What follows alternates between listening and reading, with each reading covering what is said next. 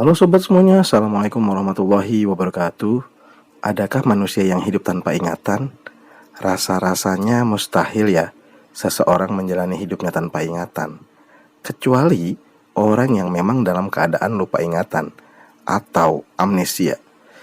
Di antara kita pasti pernah menemukan manusia yang lupa ingatan. Pada tingkat yang sangat parah, orang ini hampir melupakan segalanya. Ia tidak tahu arah pulang dan pergi. Bahkan tidak lagi mengenal aturan norma dan nilai-nilai yang berlaku dalam masyarakat. Orang ini biasa kita kenal dengan sebutan orang gila. Ada juga orang yang mengidap amnesia, misalkan karena kecelakaan atau usia yang senja. Tapi tidak sampai seperti model yang pertama tadi, seperti orang gila. Tipikal orang ini masih mampu menjalani hidup dengan nilai dan norma yang berlaku. Jadi memang ternyata dalam kehidupan manusia itu amnesia atau lupa ingatan sendiri secara secara awam pun bisa dilihat ya, ada tingkatan-tingkatannya.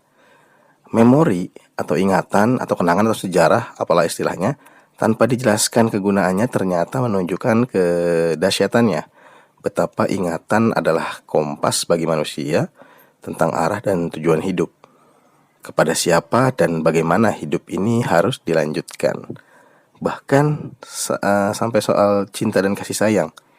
Ternyata memori atau ingatan ini sangat membantu seorang untuk merasakan simpati dan empati kepada orang lain. Kasus mengharukan yang pernah terjadi di Indonesia, bahkan mungkin juga banyak terjadi di negara lain.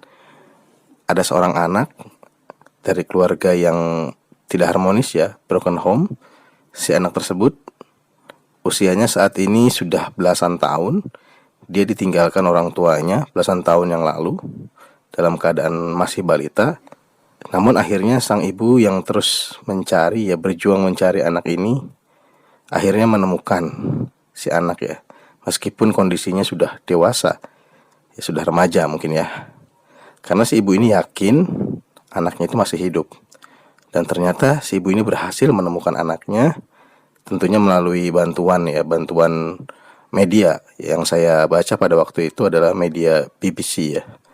Dan si anak ini ternyata masih hidup, bekerja di Malaysia.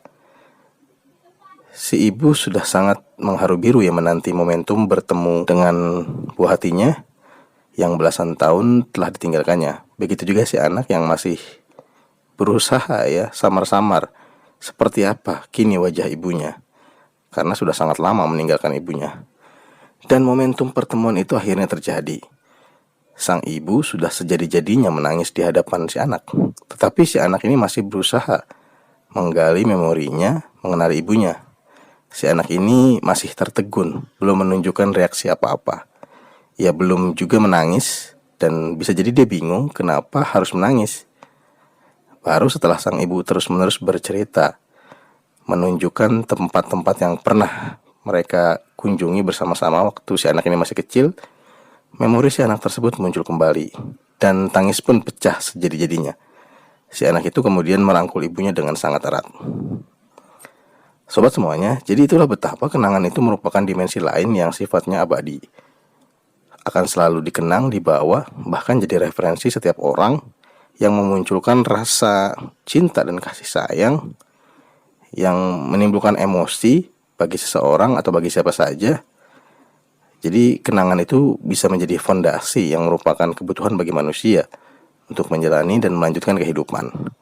Kenangan ini sangat penting bagi seseorang, bahkan bagi suatu bangsa, sehingga kita harus berusaha merawatnya dengan sebaik-baiknya, juga menatanya secara benar dan rasional. Jadi kenangan ini memang harus dihidupkan, diinterpretasikan secara rasional, dan diambil hikmahnya. Karena kalau tidak rasional ini bisa menyesatkan dan bisa membuat seseorang menjadi gagal move on kalau istilah anak sekarang. Jadi kenangan ini harus ditata dengan baik demi kebaikan seseorang, kebaikan kita di masa yang akan datang. Mungkin itu saja yang bisa saya sampaikan untuk sesi kali ini, semoga bermanfaat. Sekian, terima kasih. Assalamualaikum warahmatullahi wabarakatuh.